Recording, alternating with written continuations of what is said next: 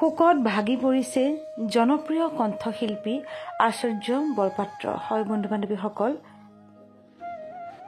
শুনি হয়তো আচৰিত হ'ব যে তেখেতৰ মৰমৰ পোহনীয়া কুকুৰটো আৰু আমাৰ মাজত নাই।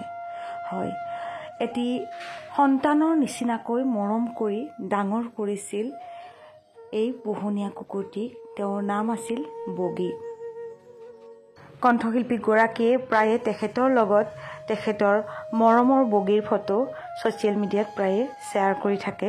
নিজৰ পোহনীয়া কুকুৰটিক হেৰুৱাই শোকত ভাগি পৰিছে কণ্ঠশিল্পী আচাৰ্য বৰপাত্ৰ।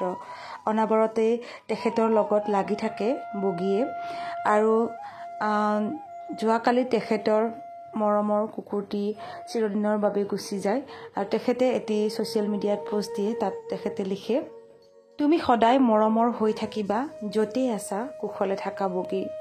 আকৌ খবৰটি শুনি বহুত বেছি বেয়া লাগিছে। আমিও কামনা কৰিলোঁ তেওঁ য'তেই আছে সুখত থাকক, শান্তিত।